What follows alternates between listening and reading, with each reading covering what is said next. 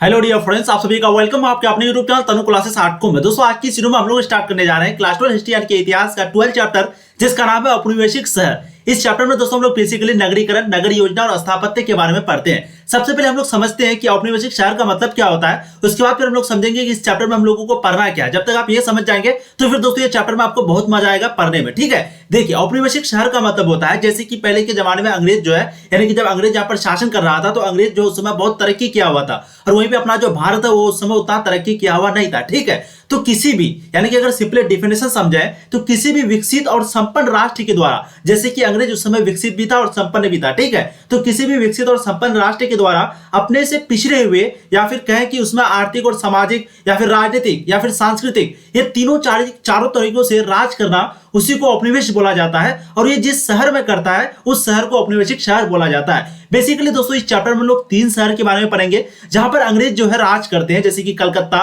मद्रास और बंबई। अब देखिए सबसे पहले हम लोग इस चैप्टर में पढ़ेंगे क्या। औपनिवेशिक शहर का मतलब आ गया आपको समझ में कि कैसे, यानी कि विकसित राज्य के द्वारा, विकसित राष्ट्र के द्वारा किसी नीचे यानी कि जो विकसित नहीं है, अविकसित है, उस पर राज करना, और जिस शहर पर राज करता है उसी को औपनिवेशिक शहर बोलते हैं। ठीक है, इसमें हम लोग बेसिकली नगरीकरण के बारे में पढ़ेंगे, जैसे कि कोलकाता, मद्रास और बंबई ये कैसे नगर बन गया, कैसे इतना तरक्की कर गया।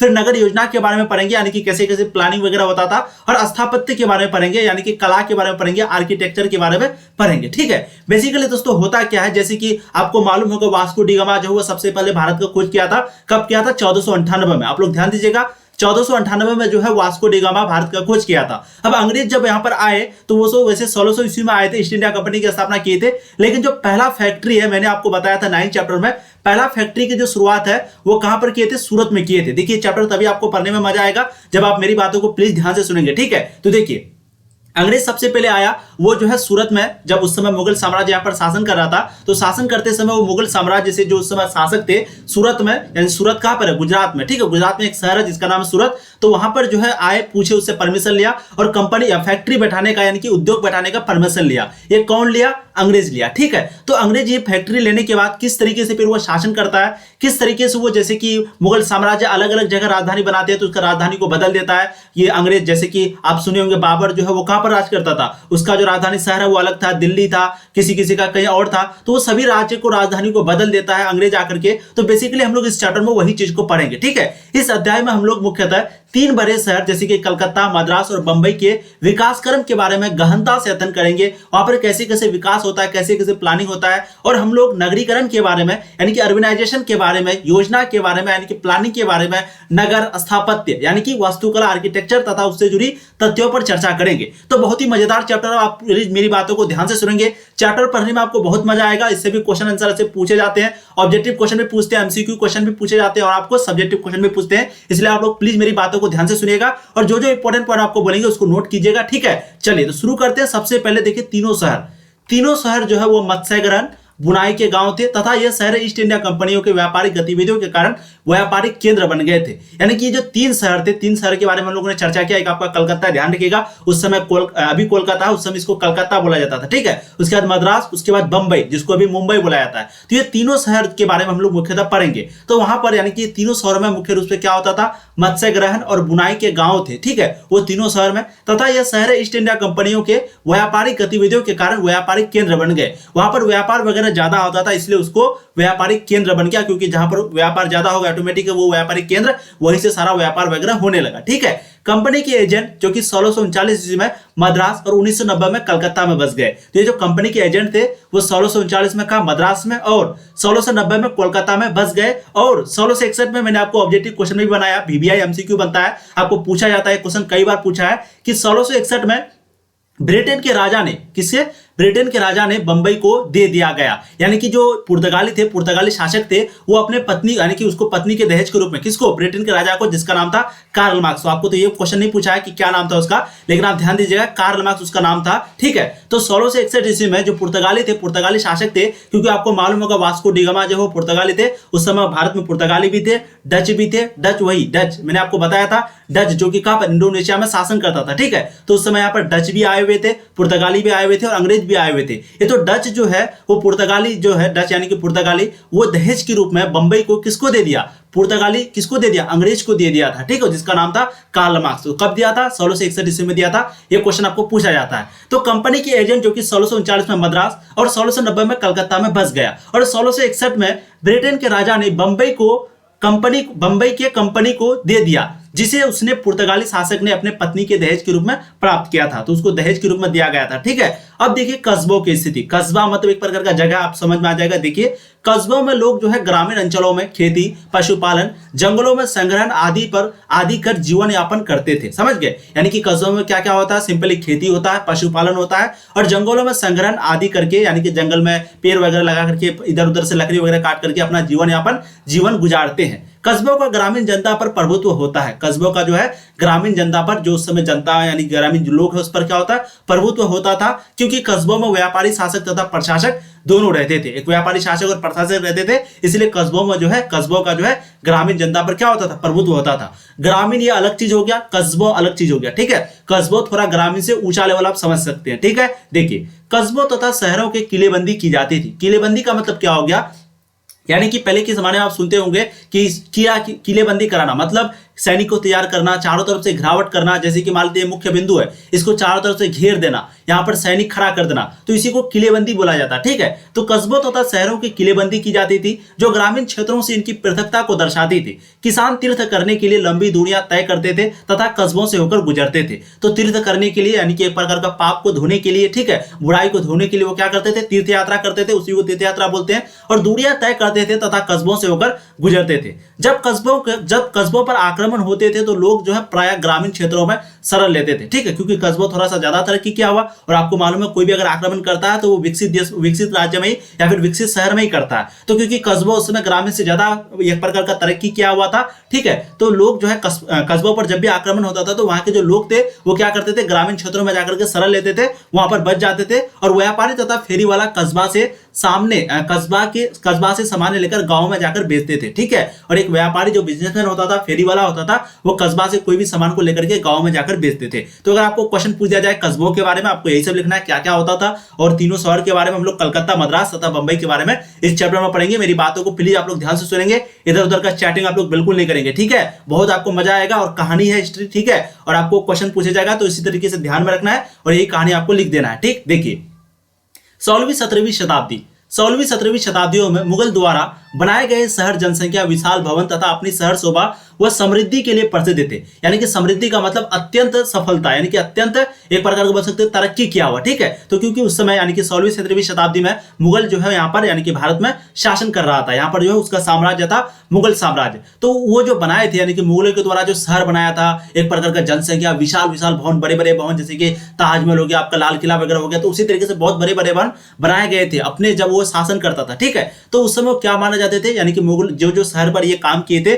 उस शहर को बोला जाता था समृद्धि, यानी कि समृद्धि के लिए प्रसिद्ध थे, यानी कि अत्यंत मशहूर या फिर अत्यंत तरक्की किया हुआ, ठीक है। जैसे कि यहाँ पर एग्जांपल लिया है आगरा, लाहौर तथा दिल्ली, ये शाही प्रशासन और सत्ता के महत्वपूर्ण केंद्र थे। यानी कि शाही परिवार आपको मैंने पढ़ाया चैप्टर 10 में, ठीक है। तो आगरा और लाहौर और दिल्ली जो है ये क्या थे, शाही प्रशासन के लिए और सत्ता के जो है महत्वपूर्ण केंद्र थे, जैसे कि अभी दिल्ली है। और मनसबदार और जागीरदार को साम्राज्य के अलग अलग भागों में क्षेत्र दिए गए थे, और एक मनसबदार समूह था, जैसे कि एक मैंने आपको बहुत सारा ग्रुप के बारे में बताया, उसी में एक मनसबदार था, ठीक है। एक मनसबदार हो गया, एक जागीरदार हो गया, ये दोनों भी ग्रुप है, समूह है, यानी कि एक प्रकार का लोगों के द्वारा समूह है। उसी को साम्राज्य के अलग अलग भागों में क्षेत्र दिए गए थे तथा सामान्यतः वे इन शहरों में अपने आवास रखते थे।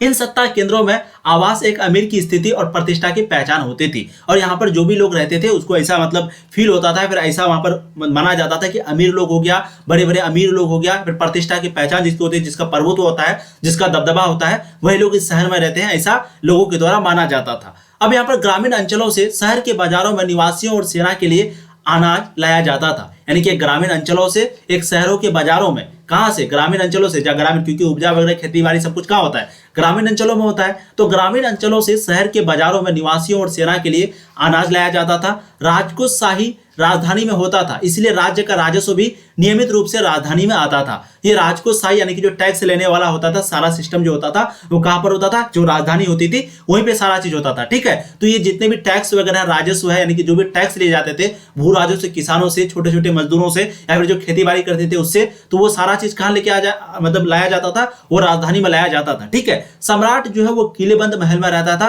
तथा नगर एक दीवार से घिरा होता था। और ये जो पूरा नगर है, पूरा नगर वो किले से घिरा होता था। किले का मतलब क्या हो गया? वही, यानी कि या तो सैनिक खड़ा होगा, बड़े बड़े दीवार बना देगा, बड़े बड़े उस समय जो भी चलते थे वो सारा चीज सुरक्षा के लिए उपयोग किया जाता था। और जो सम्राट होते थे, जो शासक होते थे, वो किलेबंद महल में रहता था। यानी कि किलेबंद मतलब फिर से वही, यानी कि चारों तरफ से सैनिक वगैरह घिरा हुआ हो। तो आप आराम से इस चैप्टर को इसी तरीके से समझ सकते हैं। अब हम लोग देखते हैं नगर के बारे में। हम लोगों ने कस्बों के बारे में देखा, फिर हम लोगों ने देखा 16वीं 17वीं शताब्दी में क्या क्या होता था, किस तरीके से राजधानी शहर में टैक्स वगैरह का सारा इंतजाम होते थे, मनसब किस तरीके से जो है आगरा, लाहौर और दिल्ली जो है वो शाही प्रशासन और सत्ता के महत्वपूर्ण केंद्र थे। क्वेश्चन अगर पूछेगा कि शाही प्रशासन और सत्ता के महत्वपूर्ण केंद्र कौन सा शहर था, तो वहां पर ऑप्शन आपको आगरा, लाहौर, दिल्ली तीनों रहेगा। तो इनमें से सभी में आपको टिक करना है। ठीक है, अब यहाँ पर देखते हैं नगर के बारे में। देखिए, नगरों के भीतर मस्जिद, मंदिर, मकबरे, उद्यान, महाविद्यालय, बाजार होती थी।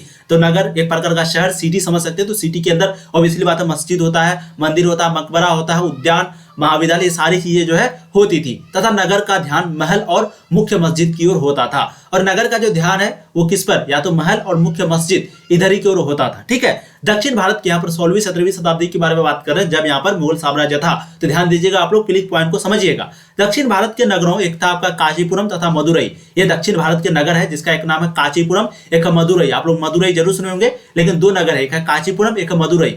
ये जो है मुख्य केंद्र मंदिर था। ठीक है, इसका मुख्य केंद्र यानी कि इसमें, यानी कि मदुरई में, कांचीपुरम में जो मुख्य केंद्र होता है वो कौन था? वो मंदिर था। यानी कि सारी चीजें, अगर आपको बोला कि भाई यहाँ जाओ, कहां पर? मंदिर में आ जाओ, तो ये मंदिर ही क्या था? मुख्य केंद्र था। कहां पर? कांचीपुरम और मदुरई में, जो कि दक्षिण भारत के नगर है। सामान्यतः शासक धार्मिक संस्थानों का मुख्य प्राधिकारी और संरक्षक होता था। ठीक है, और शासक जो है वो धार्मिक संस्थानों का जो है मुख्य प्राधिकारी यानी कि एक प्रकार का संरक्षक होता था वहां का, यानी कि उसको सेफ्टी, कोई भी उसको हानि ना पहुंचा पाए।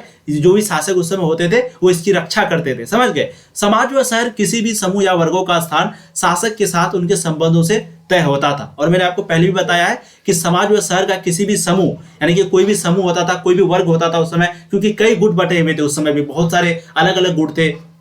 ठीक है, उग्र, जैसे कि आप लोग पढ़े होंगे इधर पॉलिटिकल साइंस में, उग्रवादी ग्रुप थे, अलग अलग संगठन। उसी तरीके से लोगों का अलग अलग संगठन था। तो उसमें से उसका जो पहचान होता था, यानी कि उसका जो एक प्रकार का पोजीशन होता था कि ये कितना बड़ा आदमी, कितना पोजीशन है, तो वो शासक से, यानी कि जो स्थान के शासक होते थे, जो वहां पर राज करते थे, जो शासन चलाते थे, उससे अगर ज्यादा करीब है वो वर्ग या फिर वो समूह, तो उसको क्या बोला जाता था? यानी कि उसका संबंध जो है, तो बोल सकते हैं कि वो जो है बहुत ज्यादा फेमस आदमी है, यानी कि बहुत ज्यादा बड़ा आदमी है। समझ गए? तो समाज व शहर किसी भी समूह या वर्गों का जो स्थान है, यानी कि उसका जो पोजीशन है, वो शासक के साथ उनके संबंधों से तय होता था कि शासक के साथ इसका रिलेशन कैसा है, उसी के अनुसार उसका पोजीशन तय होता था। ठीक है, अब मध्यकालीन शहरों में शासक वर्ग के वर्चस्व वाली सामाजिक व्यवस्था में सभी लोगों से उम्मीद की जाती थी कि वह समाज में अपना स्थान को पहचाने। उत्तर भारत में इस व्यवस्था को बनाए रखने का कार्य कोतवाल नामक राजकीय अधिकारी का होता था। तो कोतवाल के बारे में आपने जरूर सुना होगा, मूवी वगैरह में सुना होगा। तो मध्यकालीन शहरों में जो शासक वर्ग थे, उसका जो वर्चस्व वाली, यानी कि जो वो चाहते थे, सामाजिक व्यवस्था में सभी लोगों से उम्मीद की जाती थी कि वह समाज में अपना स्थान को पहचाने, यानी कि उसका क्या क्या स्थान है वो सभी लोगों से यही चीज उसको बताते थे। उत्तर भारत में इस व्यवस्था को बनाए रखने के कार्य जो है वो कोतवाल नामक राजकीय अधिकारी का होता था, जो नगर के आंतरिक मामलों पर नजर रखता था तथा कानून व्यवस्था बनाए रखता था। यानी कि सिंपली यहाँ पर कहने का मतलब ये है कि आप गांव में हैं तो आपका क्या पोजीशन है। अब जैसे एक मेंबर होता है उसका अलग पोजीशन होता है, एक मुखिया होता है उसका अलग होता है, फिर गांव में बुजुर्ग लोग होते हैं उसका थोड़ा सा प्रभुत्व अलग होता है। तो सेम टू सेम यहाँ पर वही बात कर रहा है, यानी कि कोतवाल के द्वारा बताया जाता था कि देखो तुम्हारा पोजीशन ये है, तुम ये चीज करो, ये चीज ना करो। तो ये सारी चीजें होती थी, वहां पर बताई जाती थी कि आपको जो है आपको इतना ही है, आप ये कर सकते हैं। ठीक है, कब? मध्यकालीन शहरों में शासक वर्ग के वर्चस्व वाली जो सामाजिक लोगों से उम्मीद की जाती थी ऐसे। ठीक है, अब 18वीं सदी में बदलाव देखते हैं। 18वीं सदी में बदलाव समझिए, यानी कि सबसे पहले हम लोगों ने क्या देखा यहाँ पर हम लोग देखा 16वीं 17वीं शताब्दी में जब मुगल साम्राज्य था, आपने देखा किस तरीके से क्या क्या होता था मुगल साम्राज्य में, नगर कस्बा वगैरह सारा चीज देखा। अब 18वीं सदी में बदलाव, क्योंकि अब अंग्रेज आ चुका है, अंग्रेज वो कोलकाता में आ चुके थे, आपने पढ़ा चैप्टर 11 या 10th, हाँ 10th में था। ठीक है, उसके बाद फिर हमने 11th में भी था। फिर हमने देखा, देखिए बेसिकली हम लोग क्या पढ़ते हैं हिस्ट्री में, क्या होता है हम लोग हड़प्पा सभ्यता से शुरू करते हैं। हड़प्पा सभ्यता के बाद वैदिक के बाद बंधुत्व आजादी, सारा चीजें पढ़ते पढ़ते फिर मुगल साम्राज्य में आते, फिर मुगल साम्राज्य, फिर अंग्रेज के बाद फिर अपना 1947 तक आजादी तक पढ़ेंगे, ठीक है। उसके बाद फिर थोड़ा बहुत और आगे भी है। इसके बाद फिर हम लोग जो पॉलिटिकल साइंस में है वहां पर दो तरीके से पढ़ते हैं। पॉलिटिकल साइंस में क्या पढ़ते हैं, एक आपका बुक है समकालीन विश्व राजनीति, उसमें हम लोग पढ़ते हैं 1945 के बाद जो शीत युद्ध का दौर चला, शीत युद्ध का दौर के बाद यानी कि दूसरे विश्व युद्ध खत्म होने के बाद सारी स्थितियों को पढ़ते हैं जो दुनिया लेवल में चलता है, ठीक है। और जो स्वतंत्र भारत में राजनीति है वो भी 1947 के बाद हम लोग आज तक पढ़ते हैं, यानी कि 1947 किस तरीके से राजनीति हुआ।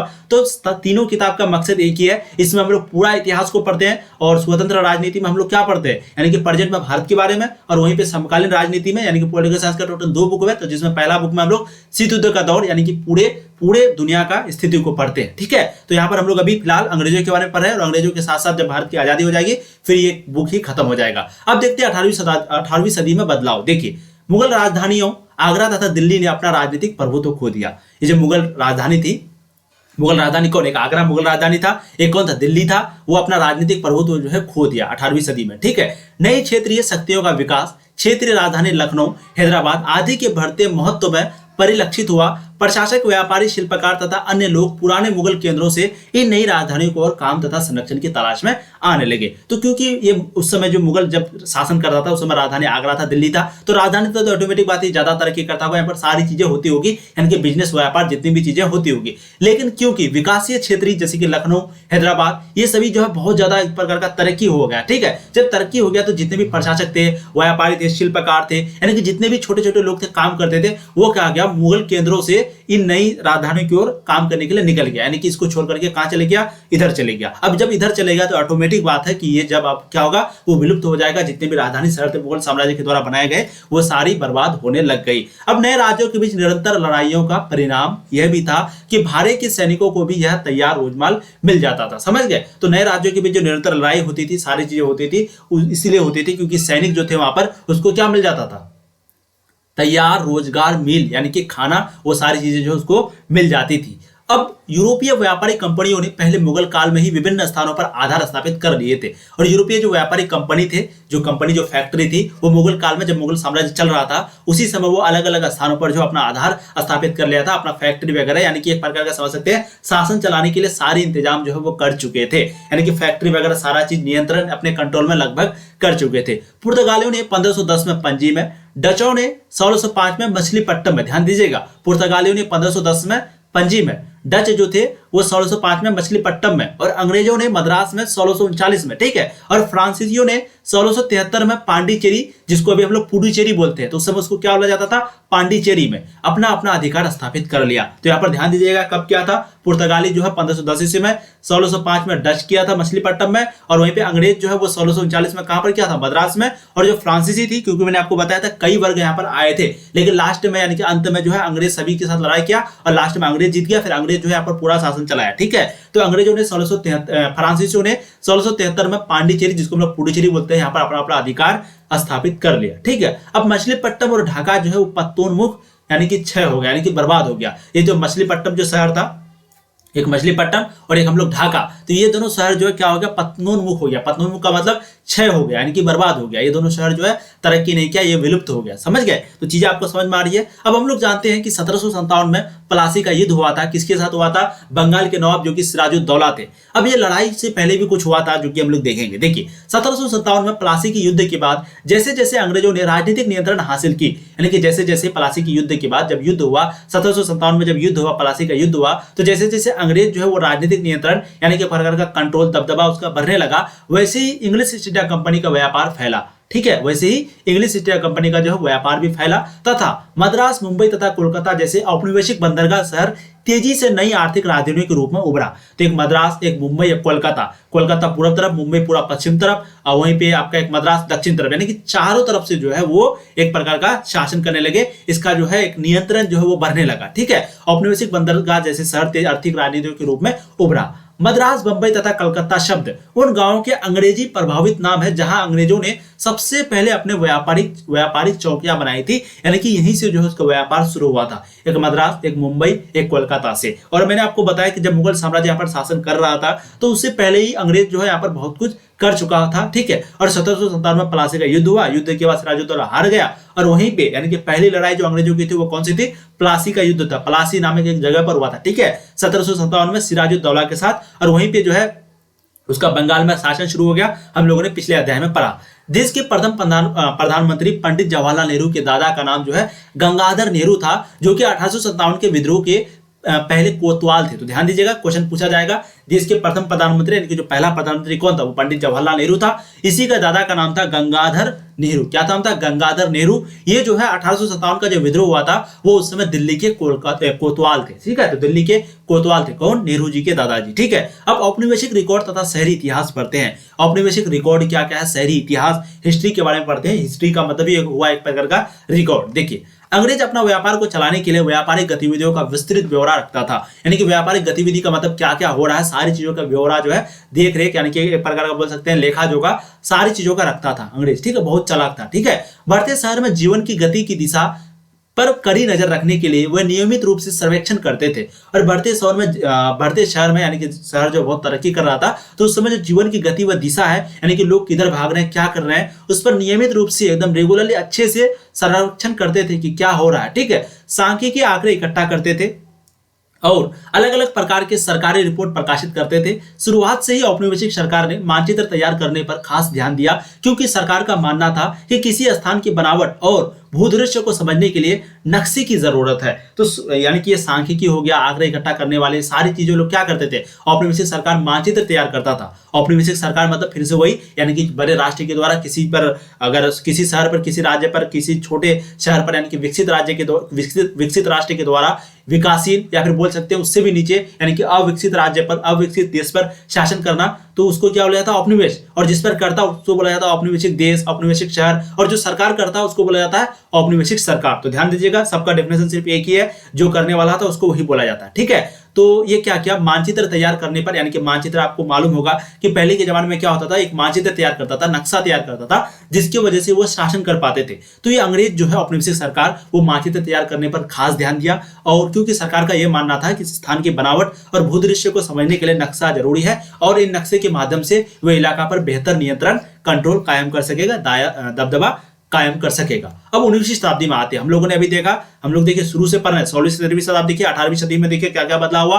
अब देखते हैं 19वीं। जैसे आपका चैप्टर में है ऊपर ऊपर, वैसे डिटेल्स में जाएंगे तो एक वीडियो नहीं 50 वीडियो बन जाएगा, ठीक है, क्योंकि 200 साल तक राज किया। लेकिन यहाँ पर ऊपर ऊपर आपका चैप्टर में जितना है हम लोग उतना ही पढ़ाते हैं, बिल्कुल एनसीईआरटी से रिलेटेड आपको पढ़ाते हैं। देखिए 19वीं शताब्दी, इस शताब्दी के अंत तक अंग्रेजों ने वार्षिक नगर पालिका कर, एक प्रकार का ये भी टैक्स था, ठीक है, वार्षिक नगर पालिका कर के जरिए शहरों के रखरखाव हेतु पैसे इकट्ठा करना शुरू कर दिया। शहरों के रखरखाव हेतु, रक्षा करने हेतु, टकराव से बचने के लिए उन्होंने कुछ जिम्मेदारियां जो है वो निर्वाचित भारतीय प्रतिनिधियों को सौंपी थी। और क्योंकि इस पर पूरा ब्लेम ना आए अंग्रेजों पर, तो वो क्या किया, जो भारत थे, भारतीय लोग थे, उसको भी क्या किया, ये प्रतिनिधि जो है यानी कि एक जिम्मेदारी जो है उसको भी सौंप दी, ताकि लोग सिर्फ अंग्रेज पर ना शक करें, यानी कि वो कहे कि नहीं भारत को भी मिला है, यानी कि इसका मतलब ये सही है, ठीक है। शहरों के फैलाव पर नजर रखने के लिए नियमित रूप से लोगों की गिनती की जाती थी, और फैलाव कितना हो रहा, कितना जनसंख्या बढ़ रहा, सारी चीजों के ब्यौरा जो है नियमित रूप से एक एक व्यक्ति का गिनती होता था, जैसे कि अभी जनगणना होता है। 19वीं सदी के मध्य तक विभिन्न क्षेत्रों में कई जगह स्थानीय स्तर पर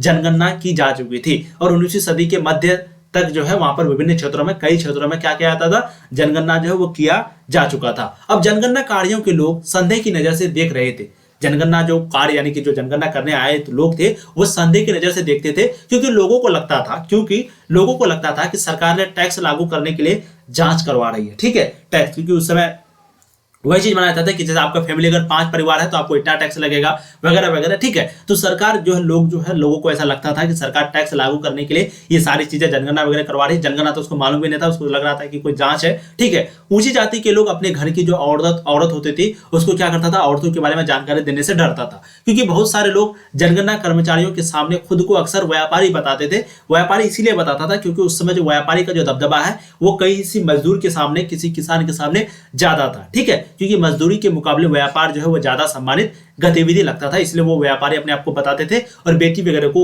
औरत जो थे बड़े बड़े घर वाले, वो उसको छुपा के रखते थे, नहीं बताते थे कि कोई औरत भी है, वो चीज वो नहीं बताते थे जनगणना में, ठीक है, क्योंकि उस समय बहुत सारी चीजें होती थी, आपको ज्यादा डिटेल्स में जाने की जरूरत नहीं है। उस समय जो अंग्रेज थे वो भी बहुत ज्यादा, मतलब क्या बताएं, बहुत ज्यादा अत्याचार किया औरतों पर भी, बहुत ज्यादा, मतलब छोड़िए। देखिए बदलाव के रुझान हम लोग 19वीं शताब्दी में पढ़ा क्या क्या था। अब देखिए बदलाव के रुझान क्या क्या बदलाव हुआ 1900 से लेकर के 1940 के मध्य, यानी कि 40 सालों के दरमियान, 40 सालों के बीच में शहरी आबादी जो है वो 10% से लेकर के 13% हो गई। ठीक है, 3% बढ़ गया।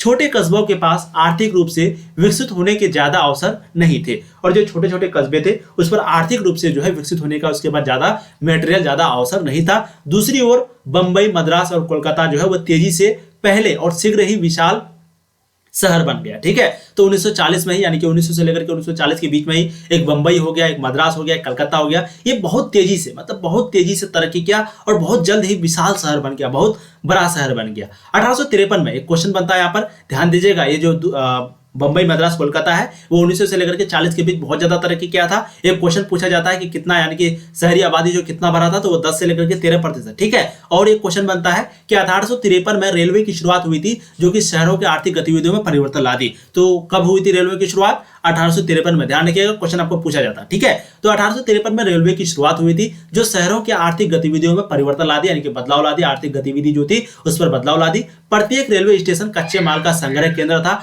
आयातित वस्तुओं का वितरण बिंदु बन गया। गंगा के किनारे स्थित मिर्जापुर दक्कन से कपास तथा सूती वस्तुओं के संग्रह का केंद्र था, जो बंबई तक जाने वाले रेलवे लाइन के अस्तित्व में आने के बाद अपनी पहचान खोने लगा था। जमालपुर, ग्वालियर और बरेली जैसे रेलवे नगर अस्तित्व में आए थे। ठीक है, तो गंगा के किनारे जो मिर्जापुर, दक्कन थे, वहां से कपास हो गया, सूती वस्तु हो गया, ये सारी चीजों के संग्रह किया जाता था, एक प्रकार का जमा किया जाता था। केंद्र था जो कि बंबई तक ले जाने में रेलवे लाइन के अस्तित्व से, यानी कि रेलवे के द्वारा बंबई तक ले जाया जाता था, क्योंकि सारी फैक्ट्री वगैरह जो है बंबई में हो गया, मद्रास में हो गया, कोलकाता में, इन्हीं शहरों में थी। ठीक है, और अस्तित्व में आने के बाद जो अपनी पहचान खोने लगा, और रेलवे लाइन जो है अस्तित्व में आने के बाद अपनी पहचान जो है वो खोने लगा, और जमालपुर, ग्वालियर और बरेली जैसे रेलवे नगर जो है वो अस्तित्व में आए। ठीक है, जमालपुर हो गया, ग्वालियर हो गया और बरेली, ये सभी जगह का नाम है, नगर का नाम है, ये सारे क्या हुए?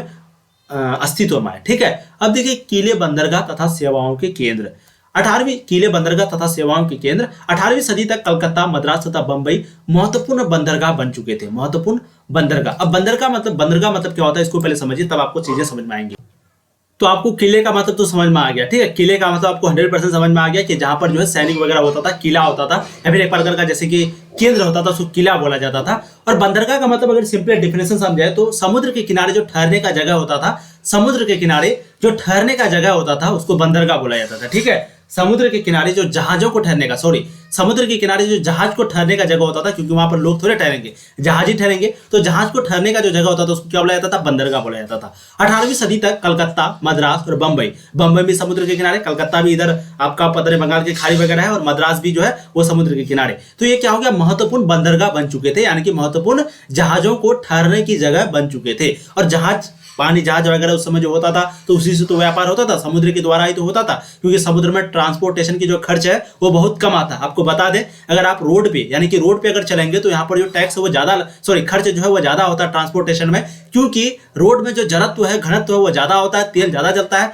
वहीं पर अगर समुद्र का बात करेंगे तो वहां पर जो है पिछलापन होता है। वहां पर अगर समुद्र में हवा, अगर मान लेते हैं आप इंडिया से निकले, आप निकले दुबई या फिर सऊदी, ठीक है, तो ये जो इधर से अगर हवा होगा तो आपको तुरंत पहुंचा देगा, तो बहुत कम खर्च। अब बोलिएगा सर उल्टा अगर हवा आएगा, तो जब उल्टा आता है तो उसके लिए साधन अलग होता है, लेकिन तब भी जो खर्च है वो बहुत कम पड़ता है समुद्र के रास्ते से। ठीक है, इसलिए जो अक्सर ट्रांसपोर्टेशन आप लोग देखते होंगे बिजनेस वगैरह का, वो किसके सहारे होती है? वो समुद्र के सहारे होती है, पानी जहाज, बड़े बड़े शिप के सहारे होते हैं। तो आपको समझ में आ गया कि 18वीं सदी तक जो है कलकत्ता हो गया, मद्रास हो गया, बंबई हो गया, वो क्या बन गया? बंदरगाह बन चुके थे, यानी कि जहाजों को ठहरने की जगह बन चुके थे। मद्रास में फोर्ट सेंट जॉर्ज, कलकत्ता में फोर्ट विलियम और बंबई में फोर्ट, ये इलाके ब्रिटिश आबादी के रूप में जाने जाते थे। और ध्यान दीजिएगा, मद्रास में क्या नाम था?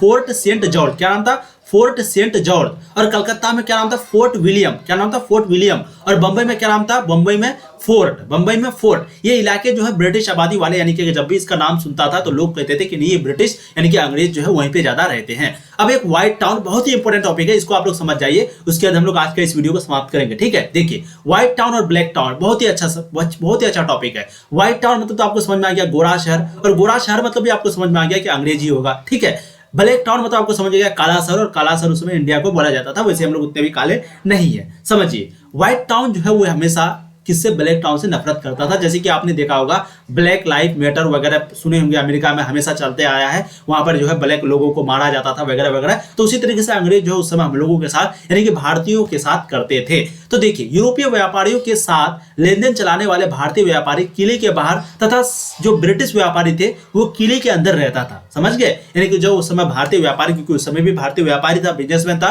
तो वो किले के बाहर होता था। वहीं पे जो ब्रिटिश व्यापारी है वो क्या होते थे, किले के अंदर रहते थे। भारतीयों की अलग अलग बस्तियां को ब्लैक टाउन तथा अंग्रेजों की बस्तियां को व्हाइट टाउन, तो इसलिए मैंने यहाँ पर व्हाइट कलर कर दिया, देखिए ऊपर व्हाइट और ये ब्लैक कर दिया है। तो भारतीय की बस्तियों को क्या कहा जाता था, ब्लैक टाउन, और जो अंग्रेजों की बस्ती होती थी उसको व्हाइट टाउन का नाम दिया गया था। किसके द्वारा दिया गया था, कब दिया गया था, यहाँ पर पॉइंट मेंशन नहीं है। देखिए 1850 के दशक के बाद भारतीय व्यापारियों और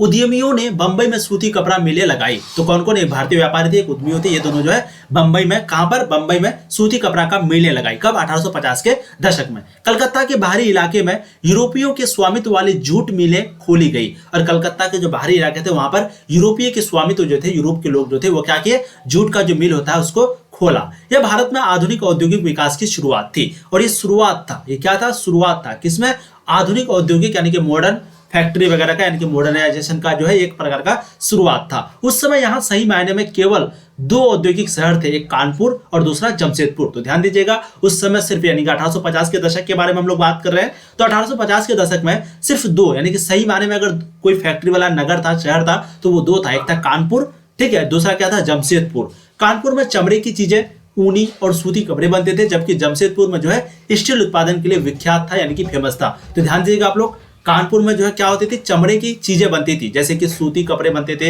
या फिर ऊनी चीजें बनते थे। कहां पर, कानपुर में। क्वेश्चन पूछा जाएगा आपको, तो अच्छे से ध्यान दीजिए, कानपुर में कौन सा चीज बनता है। वहीं पे जमशेदपुर में जो है स्टील उत्पादन वाले, यानी कि स्टील उत्पादन के लिए जो है विख्यात थे, बहुत ज्यादा फेमस थे। कब, 1850 के दशक में ये सारी चीजें हो रही है। अब एक नया शहर परिवेश, चलिए एक काम करते हैं, हम लोग आज का वीडियो को यहीं पे समाप्त करते हैं, ऑलरेडी रबी बन चुकी है, हम लोग जो है पार्ट 2 में, ठीक है। तो आज हम लोग यहीं तक रहने देते हैं। आपका जो है हम लोगों ने पढ़ाया, आपको व्हाइट टाउन तक हम लोगों ने पढ़ा। उसके बाद अब जो है हम लोग पढ़ेंगे एक नया शहर परिवेश, बहुत ही इंपॉर्टेंट टॉपिक है। तो पार्ट 2 में जो आपका ये हो जाएगा, और हम लोग कोशिश करेंगे पार्ट 2 में इस चैप्टर को समाप्त कर देने की। बहुत ही मजेदार चैप्टर है, उम्मीद करता हूं आप लोगों को बहुत मजा आया होगा, ठीक है। और प्लीज आप लोग पार्ट 2 भी जरूर देखिएगा, क्योंकि देखिए पार्ट 1 जितना इंपॉर्टेंट है पार्ट 2 भी उतना है, क्योंकि chapter by topic by topic है, और सभी टॉपिक आपके लिए इंपॉर्टेंट है। और इसके बाद इसका एमसीक्यू क्वेश्चन, इनके ऑब्जेक्टिव भी करवा देंगे, और साथ ही साथ शॉर्ट और लॉन्ग क्वेश्चन भी करवा देंगे। ये आपका 12 चैप्टर है, इससे पहले 11 चैप्टर हम लोग कंप्लीट कर चुके हैं। अगर आप लोग नहीं पढ़े हैं तो जाइए, इसी वीडियो के नीचे डिस्क्रिप्शन पे आपको लिंक मिलेगा प्लेलिस्ट का, सारा प्लेलिस्ट को जाके देख लीजिए, चैप्टर 1 to 8 या फिर 9 to 12, या फिर आप जाइए चैनल का प्लेलिस्ट में, वहां से देख लीजिए, ठीक है। सभी जगह आपको लिंक मिल जाएगा। और एक बात आप लोग जो है बोलते थे कि सर सब्जेक्टिव क्वेश्चन, वो भी बहुत जल्द कंप्लीट करवा दिया जाएगा। आप लोग बिल्कुल टेंशन मत लीजिए, बस चैनल को आप सब्सक्राइब कर लीजिए, और एक छोटी सी रिक्वेस्ट है, प्लीज वीडियो को शेयर कर दीजिए अपने सारे दोस्तों को, ताकि वो भी इसी तरीके से अच्छे से पढ़ाई कर सके। तब तक के लिए जय हिंद, थैंक्स फॉर वॉचिंग। अच्छे से पढ़ाई करिए, ऑल द